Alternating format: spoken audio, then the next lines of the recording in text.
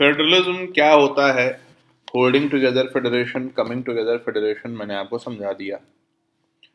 मैंने आपको ये भी बताया था कि फेडरलिज्म एज अ टॉपिक भले ही जीएस पेपर 2 में हो, लेकिन federalism is a constitutional framework to protect diversity. Federalism की नीड जो है वो आपके समाज में क्यों है, जिससे कि हर एक बंदे को थ्योरी ऑफ एफिनिटी फील हो, हर एक बंदे को रिप्रेजेंटेटेड फील हो कि भाई मेरा भी रिप्रेजेंटेशन डेमोक्रेसी के अंदर है। किसी भी व्यक्ति को किसी भी समाज में जब रिप्रेजेंटेशन फील होता है, उसे यह फील होता है कि मेरी बात सुनी जा रही है, मेरे रिप्रेजेंटेटिव्स मेरी बात रख रहे हैं, या जो डिसीजन मेकिंग बॉडी है वहां पर हमारा रिप्रेजेंटेशन है, हमारे कंसर्न्स वहां पर है।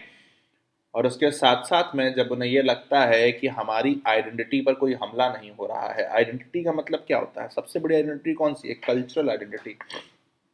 क्यों? क्योंकि कल्चरल आइडेंटिटी के अंदर ही आपकी रिलीजियस आइडेंटिटी है, कल्चरल आइडेंटिटी के अंदर ही आपकी लिंग्विस्टिक आइडेंटिटी है, कल्चरल आइडेंटिटी के अंदर ही आपकी जो पहनावा है, खान पान है, ये सारी कल्चरल आइडेंटिटी के बड़े ब्रैकेट के अंदर है।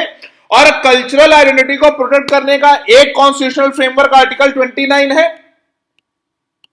ठीक, any person living in any part of India having a distinct culture and script shall have the right to conserve the same, article 29। उसके साथ साथ में जब हम फेडरल लेवल पर काम करते हैं, भारत एक इतना बड़ा देश है और इतनी बड़ी भारत भूमि में इतनी डाइवर्सिटी है, उस डाइवर्सिटी को प्रोटेक्ट करने का एक कॉन्स्टिट्यूशनल फ्रेमवर्क हमने क्या दिया? Article 2 and 3। क्या आपको लगा कि भाई झारखंड अलग होना चाहिए बिहार से, उसमें ट्राइबल बेल्ट ज्यादा है, आपने अलग कर दिया। आपको लगा मेघालय में जो है वो ज्यादा ट्राइबल बेल्ट है, गारो खासी जयंती है, इसमें आपने मेघालय को अलग कर दिया। डाइवर्सिटी को प्रोटेक्ट करने के लिए हमने स्टेट को डिस्ट्रक्टेबल बना दिया।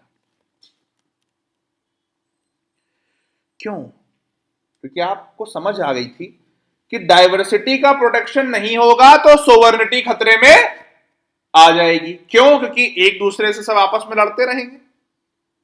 तो इसलिए इंडियन फेडरलिज्म ऑफर्स अ माध्यमा प्रतिपदा between protection of diversity and ensuring the sovereignty and security and integrity of the state। ठीक, इसीलिए मैं हमेशा आपसे एक बात कहता हूं कि Indian constitution is an enabling document. संविधान की ही का ये विराट स्वरूप है, संविधान का इनेबलिंग पार्टी है कि आपके फेडरलिज्म की ये स्थिति। ठीक,